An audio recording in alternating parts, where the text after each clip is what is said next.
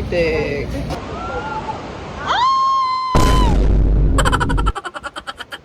Alright! So chill muna tayo sa video na to guys at samahan nyo nga kami sa aming adventure. 1, 2, 3, alright! At ngayon ay pupunta nga kami sa Pagsanhan, Laguna. At ayan, bumiyahe na nga kami mula Imus, Cavite papuntang Pagsanhan. At ngayon kasama ko nga pala ang aming buong pamilya. At kung magmumula nga kayo sa Imus ay maaari kayong magdaang hari papuntang MCX, SLEX at mag-exit naman kayo sa Turbina exit. At dadaan nga tayo sa National Highway kung saan madadaanan din ang Los Baños at Victoria. At syempre tumigil na nga tayo dito sa Victoria para bumili ng masarap na itik. Go!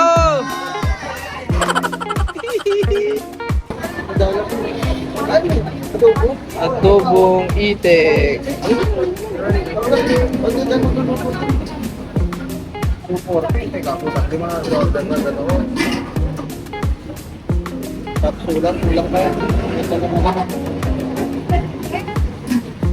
At bumili na nga rin tayo ng mga prutas na panghimagas. At dito pa rin nga sa Victoria, Laguna, matatagpuan mo ang mahiwagang itlog ni Kuya.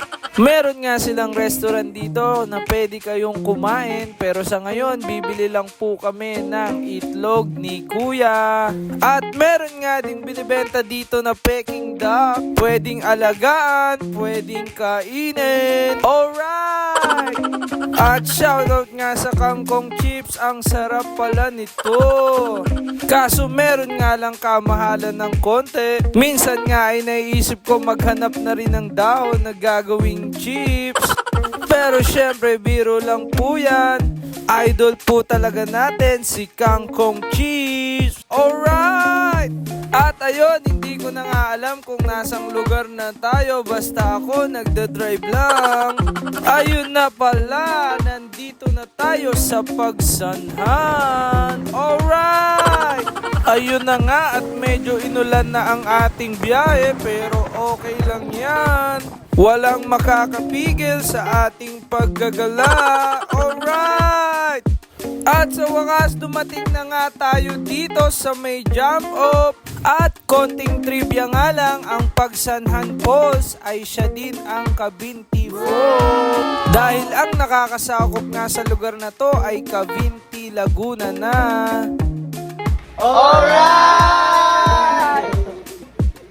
At nandito na nga tayo sa Tourism Center ng Cavinti. Dito nga po ay kailangan nyo mag-logbook at dito na rin po kayo pipili ng activity na gagawin nyo, pati ang bayad. At iba't ibang activity nga ang pwede nyong gawin dito. At ayan, pakipost na nga lang po para makita nyo ang info.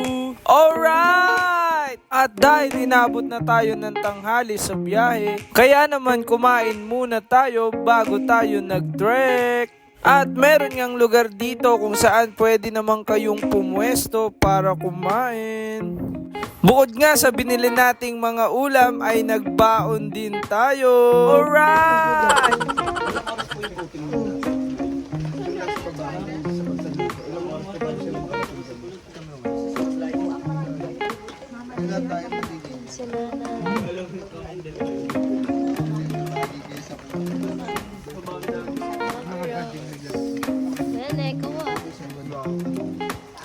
Andrea. Hey. Kulots. Ay. Alright! At kasama nga rin natin tong mga fans ko. At pagkatapos nga natin kumain at magpahinga ng konti, nag-ready na rin po kami para sa aming trekking at naglagay na nga rin kami nitong harness para sa rappelling mamaya. Alright! At ayun na nga, nagsimula na nga kaming maglakad. Mula nga po sa jump off ay maglalakad kayo ng around 1 hour. Depende po yan sa inyong bilis at depende kung madudulas. At biro lamang po dahil maganda naman talaga ang inyong dadaanan. Halos lahat naman po ng pathway ay sementado. At syempre paalala nga natin at medyo mahaba nga ang lakarin, magdala po tayo ng tubig para hindi po hingalin.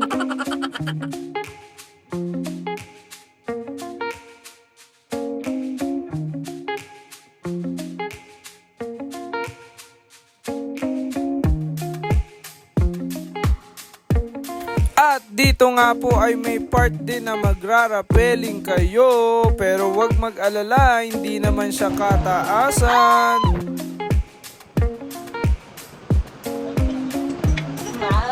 At syempre sinubukan din natin kaso sumasabit tayo. Mukhang kailangan na talagang mag-diet.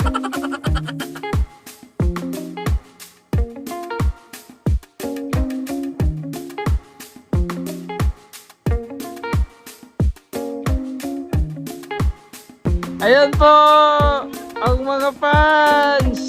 Woohoo! At naglakad na nga uli tayo. At medyo matarik na sa part na ito. At ito na nga ang pangalawang rappelling. Kung makikita nyo naman, kayang-kaya pati ng lola ko. 83 years old na yan pero malakas pa rin.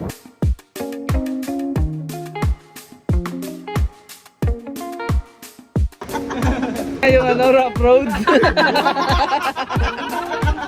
Baka mahulog ka dyan.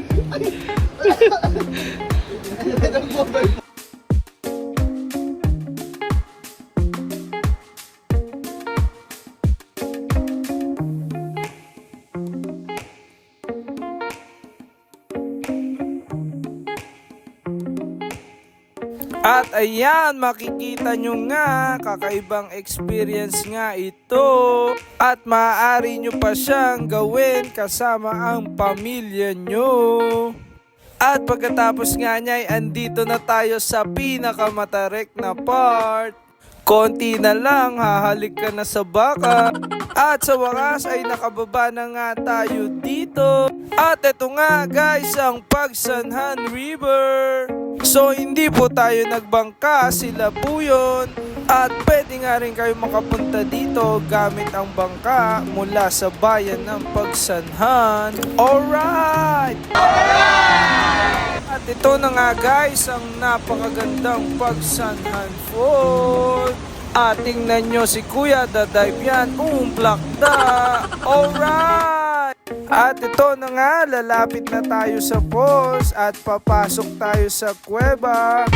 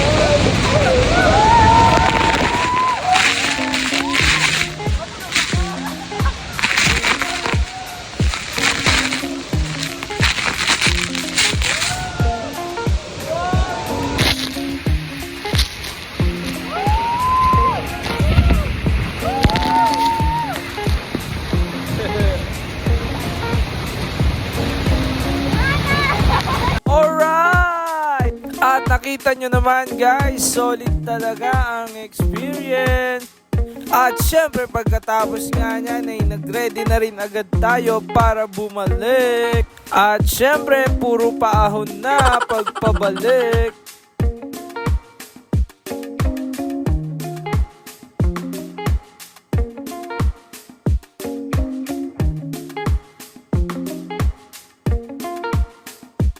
At pati nga tong kasama ko ay pagod na.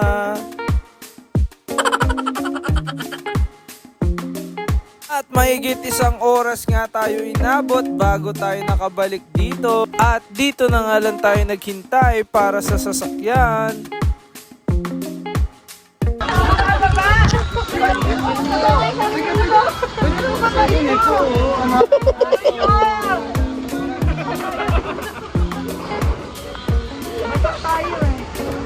At napakasayang experience nga nito, kakaiba at higit sa lahat, masaya talaga kapag kasama ang pamilya. So hanggang dyan na lang muna uli guys, at salamat po sa pagsama nyo sa aming video. Alright!